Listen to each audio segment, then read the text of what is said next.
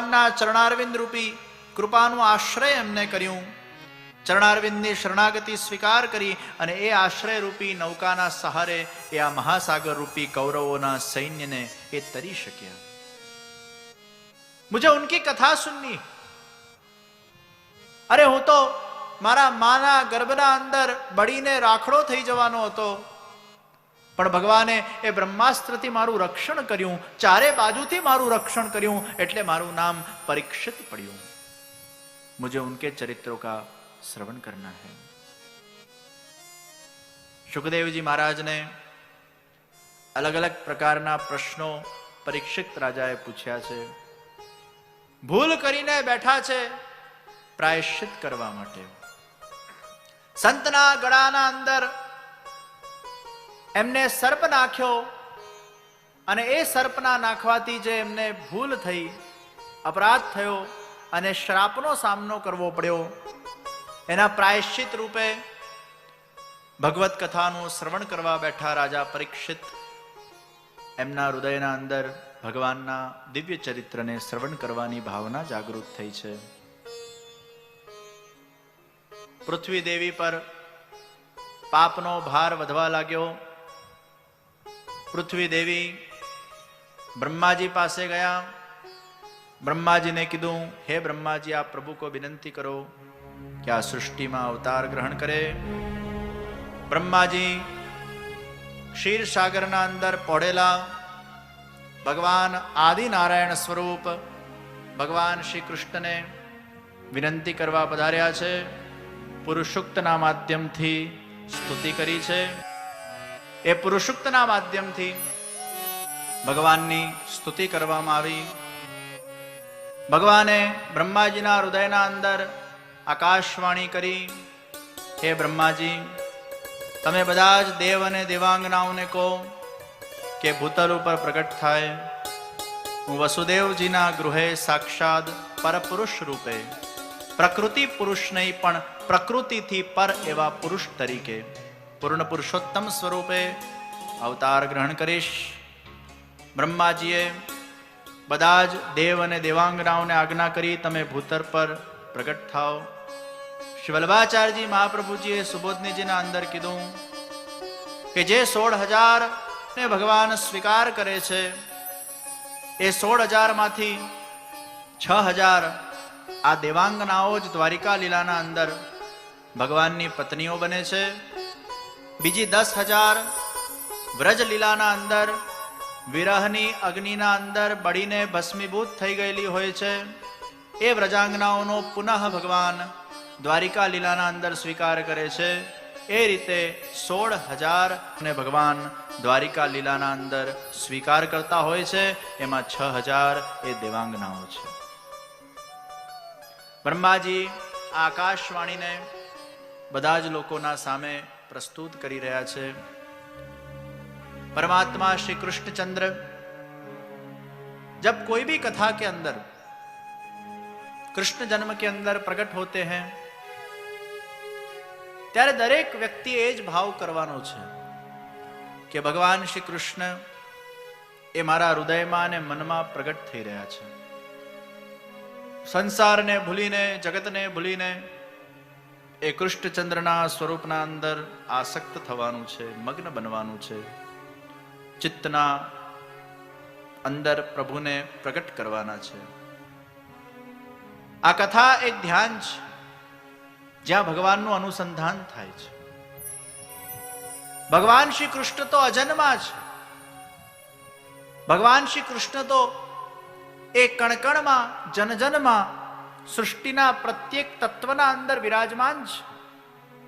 પણ જ્યાં જ્યાં પ્રભુનો ભાવથી સ્મરણ કરવામાં આવે, ગાન કરવામાં આવે, ચિંતન કરવામાં આવે, એકાગ્ર ચિત્તે જ્યારે પરમાત્માને પુકારવામાં આવે, ત્યાં ભગવાનનું નિશ્ચિત પ્રાગટ્ય થતું હોય છે.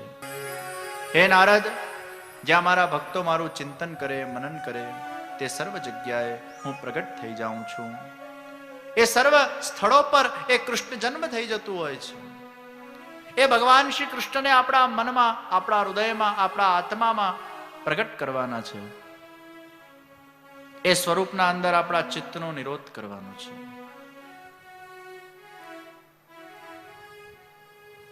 ભગવાન પ્રગટ થવાની તૈયારી કરી રહ્યા છે. મથુરાનું રાજ્ય એ ઉગ્રસેનના હાથમાં છે. ઉગ્રસેનના ભાઈ એ દેવક છે. ખરી રીતે દેવક એ મોટા ભાઈ છે, ઉગ્રસેન એ નાના ભાઈ છે. મહાપ્રભુજીએ સુબોધનીજીમાં કીધું, જ્યાં ભગવાન શ્રી કૃષ્ણ પ્રગટ થતા હોય એ રાજ્ય કૃપાનું રાજ્ય કહેવાય. મોટા ભાઈની કૃપાથી નાનો ભાઈ રાજા બન્યો. જે રાજ્યમાં ભગવાન શ્રી કૃષ્ણનું પ્રાગટ્ય થતું હોય એમાં આવી વિપરીત ઘટના પણ થઈ શકતી હોય છે. તો મથુરાના રાજા એ ઉગ્રસેન બન્યા છે. દેવક એમના દીકરીને પરણાવવા માટે તત્પર બન્યા છે. વસુદેવજી નો વરઘોડો નીકળ્યો છે વટેશ્વર ધામથી. આગ્રાના અંદર એ વરઘોડાનું સ્વાગત થયું છે, અગૌની કરવામાં આવી અને વસુદેવજી અને દેવકીજીના લગ્ન થયા. અને કંસ જ્યારે વસુદેવજી દેવકીજીને લઈ જતો હોય છે, આકાશવાણી, કંસ જેને તું આટલા પ્રેમથી, ઉત્સાહ અને આનંદથી લઈ જઈ રહ્યો છે એનો જ 8મો ગર્ભ એ તારો કાળ બનશે. અને કંસના મનમાં ક્રોધ ઉત્પન્ન થયું. દેવકીજીનો ચોટલો પકડ્યો અને દેવકીજીને મારવા ગયો. એ જ વખતે વસુદેવજીએ કંસનો હાથ પકડ્યો છે. અહીંયા મહાપ્રભુજી કહે છે, વસુદેવજીના અંદર આટલી તાકાત ક્યાંથી આવી કે કંસનો હાથ પકડી શકે? કંસના અંદર 10,000 હાથીઓની તાકાત છે. વસુદેવજીના અંદર આટલી શક્તિ ક્યાંથી ઉત્પન્ન થઈ? ત્યારે સુબોધનીજીમાં શ્રી મહાપ્રભુજીએ કીધું કે એ સમય અને ક્ષણના અંદર ભગવાન શ્રી કૃષ્ણનો આવિર્ભાવ થયો છે વસુદેવજીના અંદર, અને એ આવિર્ભાવના કારણે એ કંસના હાથને પકડી શક્યા છે. અરે કંસ, તને 8મો મારવાનો છે. જેટલા પુત્ર પ્રગટ થશે એ બધા જ હું તને સુપ્રત કરી દઈશ. કંસ વસુદેવજીની વાતનો વિશ્વાસ કરે છે, કારણ કે કંસને પણ ખબર છે કે વસુદેવજી એ વિશુદ્ધ સત્વમ છે, જેના અંદર વિશુદ્ધ પ્રકારનું સત્વ વિરાજમાન છે. એ ક્યારે પણ ખોટું ના બોલે, એ હંમેશા સત્ય બોલતો હોય. એના પ્રાણ જતા રહે પણ એના વચન ન જાય, એટલે વસુદેવજીની વાત પર વિશ્વાસ કરી શકાય છે. દેવકીજી વસુદેવજીને બંદીખાનાના અંદર પૂરવામાં આવ્યા. સૌથી પહેલા પુત્રનું જન્મ થયું, નામ એનું કીર્તિમાન. એને 5 વર્ષ પછી વસુદેવજી કંસના દરબારમાં લઈને આવ્યા છે. સિરિયલોના અંદર, પિક્ચરોના અંદર આપણે જોતા હોઈએ કે કંસે દેવકીજી અને વસુદેવજીને હાથ અને પગ બાંધીને કારાગૃહના અંદર મૂક્યા. તો આજના યુવાનો પ્રશ્ન કરે, જો હાથ અને પગ બાંધીને કારાગૃહના અંદર મૂક્યા હોય તો આટલી બધી સંતાનો કઈ રીતે પ્રગટ થઈ? ત્યારે વલ્લભાચાર્યજી મહાપ્રભુજી સ્પષ્ટતા કરે છે કે કંસે બંદીખાનાના અંદર વસુદેવજી દેવકીજીના હાથ અને પગ બાંધ્યા નથી, ખાલી બંદી બનાવીને રાખ્યા છે. અને બાળકના જન્મ થતાના વેત જ કંસે કોઈ બાળકોને માર્યા પણ નથી. 5 વર્ષની ઉંમર થઈ ત્યારે વસુદેવજી એ પ્રથમ બાળકને લઈને કંસના દરબારના અંદર આવે છે. અને મહાપ્રભુજીએ સુબોધનીજીના અંદર આ સ્પષ્ટ કર્યું કે બાળકની ઉંમર 5 વર્ષની હતી. કઈ રીતે? એ બાળકને જોઈને કંસ બોલ્યો, પ્રતિયાતુ કુમારોયમ, પ્રતિયાતુ કુમારોયમ, પ્રતિયાતુ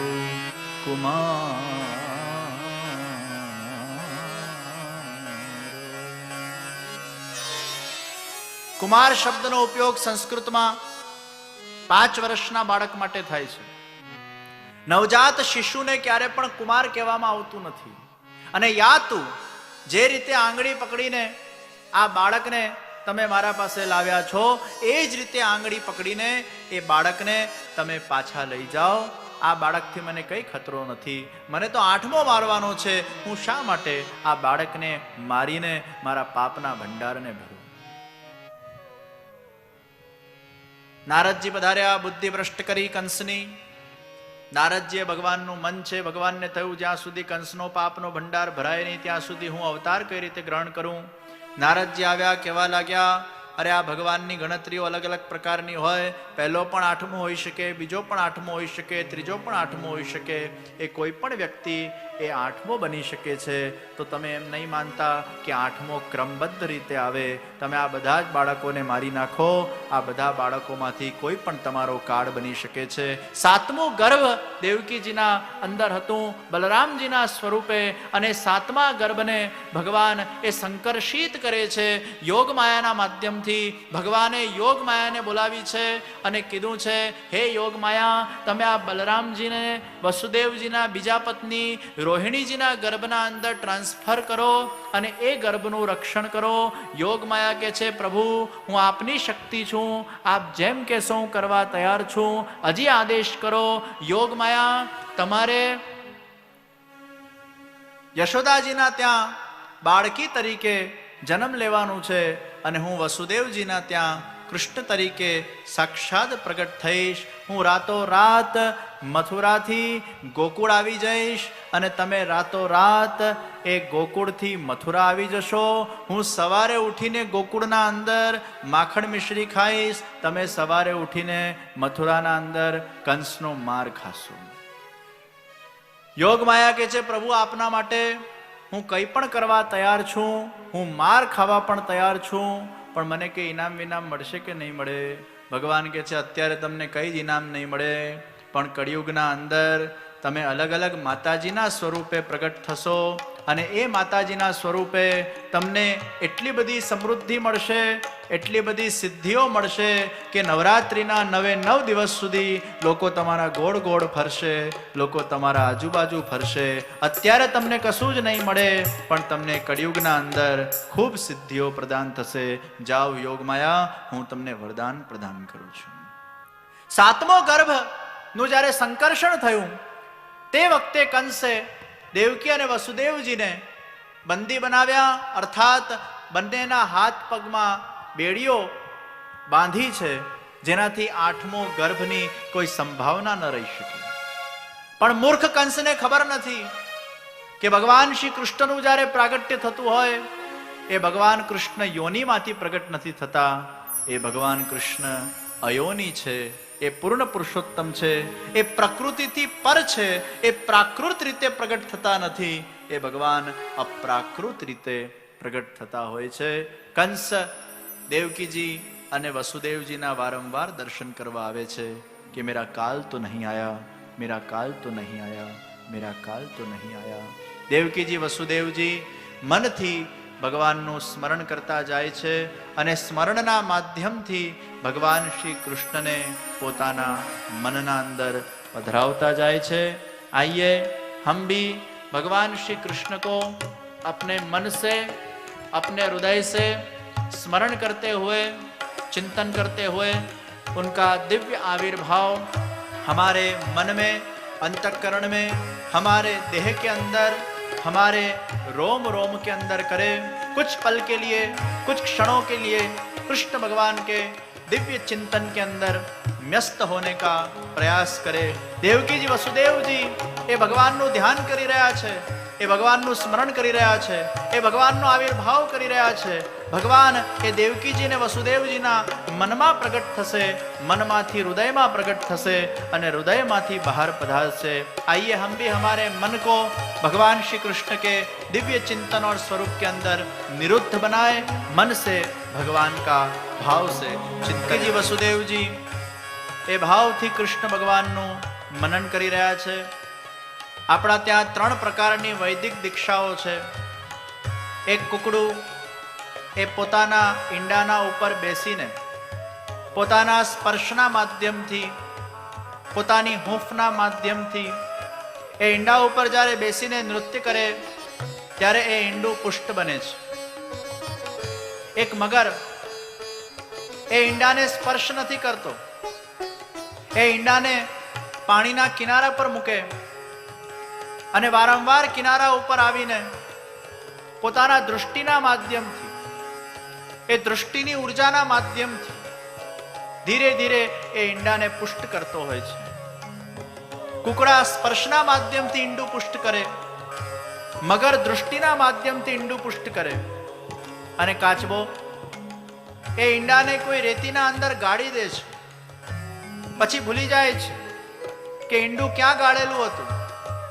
એ ઈંડાનું ખાલી સ્મરણ કરતો જાય, સ્મરણ કરતો જાય, સ્મરણ કરતો જાય, અને એ સ્મરણના માધ્યમથી, એ સ્મરણ શક્તિના માધ્યમથી એનું ઈંડું પુષ્ટ બનવા લાગે.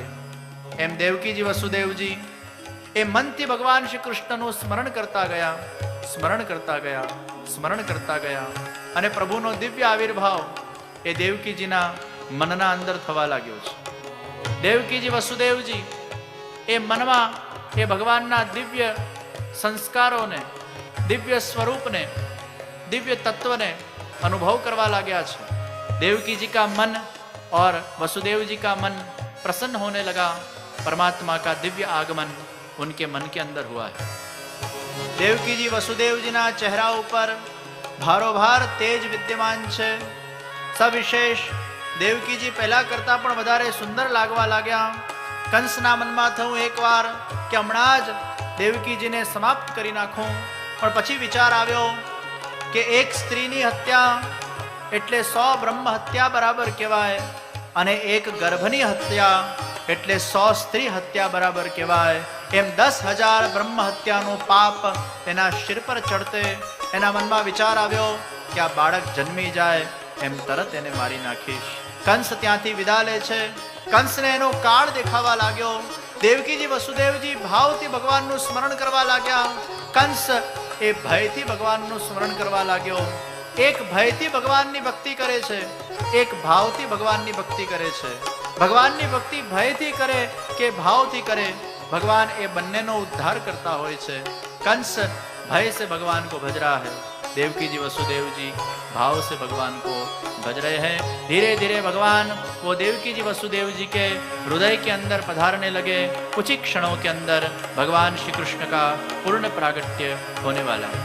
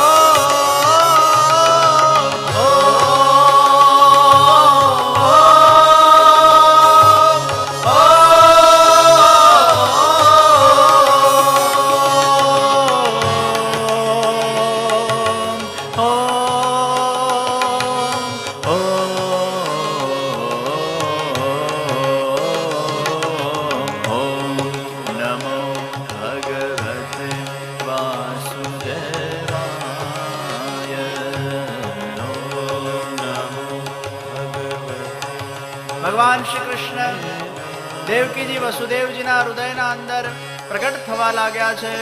અને જ્યાં ભગવાનનું પ્રાગટ્ય થવા જઈ રહ્યું છે, વાતાવરણના અંદર પણ પરિવર્તન આવવા લાગ્યું છે. ચારે બાજુથી મેઘશ્યામ ભરેલા વાદળો એ સાગરના પલ્લી પાર જઈને ગર્જના કરવા લાગ્યા છે. આકાશમાંથી બધા જ વાદળો એ નીકળવા લાગ્યા છે. આખું આકાશ એ સ્વચ્છ બનવા લાગ્યું છે. સાગરમાંથી પણ જોર જોરથી લહેરો પ્રગટ થવા લાગી. સાગરના અંદર એ મીઠાશતા પ્રગટ થવા લાગી છે. નદીના અંદર જે પણ કાદવના અંશો હતા, ચોમાસાના અંદર નદીના અંદર કાદવના અંશ આવી જતા હોય, કાદવ વાળું જળ દેખાતું હોય, પણ ભગવાન શ્રી કૃષ્ણનું પ્રાગટ્ય થવા જઈ રહ્યું છે. એ નદીના એ જળ પણ એકદમ ચમકતા એ સ્વચ્છ થવા લાગ્યા છે. અગ્નિહોત્રી બ્રાહ્મણના ઘરે જે અગ્નિ ઉપર રાખનું આવરણ હોય છે, એ રાખમાંથી છેદીને એ અગ્નિ દેવતાએ દર્શન પ્રદાન કર્યા છે. અડધી રાત્રે અગ્નિ દેવતાના દર્શન કરીને બ્રાહ્મણોના મનના અંદર પ્રસન્નતા વ્યાપ્ત થઈ ગઈ છે. ધરાવના અંદર રાત્રે ક્યારે પણ કમળો ખીલતા નથી, પણ ભગવાન શ્રી કૃષ્ણ રૂપી કમળ ખીલવાનું છે. ત્યારે ધરાવના અંદર એ અચાનક એ કમળો ખીલવા લાગ્યા છે. પક્ષીઓ રાત્રિના સમયે મૌન સેવતા હોય છે, પણ પક્ષીઓએ પણ કલરવ કલરવ કલરવ કલરવ કરવા લાગ્યું છે. ભમરો ગુંજરાવ કરવા લાગ્યો છે. આકાશના અંદર દુંદુભીઓ વાગવા લાગી છે. કોઈએ વગાડી નથી, પણ સ્વમેવ એ દુંદુભીઓ વાગવા લાગી છે. ગંધર્વો ગાન કરવા લાગ્યા છે. દેવો પુષ્પવૃષ્ટિ કરવા લાગ્યા છે. અપ્સરાઓ મોહક નૃત્ય કરવા લાગી છે. આખા વાતાવરણના અંદર શીતળ વાયુનો સંચાર થઈ રહ્યો છે. વાતાવરણના અંદર પ્રસન્નતા આનંદ વ્યાપ્ત થઈ રહ્યો છે. દેવકીજી વસુદેવજીના એક કારાગૃહના અંદર હૃદયમાંથી એ ચતુર્ભુજ સ્વરૂપે બાલકૃષ્ણલાલજીનું દિવ્ય પ્રાગટ્ય થયું છે. શ્રી યમુનાજીના લાડીલા એવા રસિક સત્સંગી વૈષ્ણવોને જે શ્રીના આ જન્માષ્ટમીના વચનામૃત ગમ્યા હોય તો આ વિડીયોને લાઈક કરજો, શેર કરજો અને કમેન્ટ બોક્સમાં કમેન્ટ કરવાનું ભૂલતા નહીં. અને અમારી ચેનલ શ્રી વલ્લભને સબસ્ક્રાઈબ કરવાનું ભૂલશો નહીં. જય શ્રી કૃષ્ણ.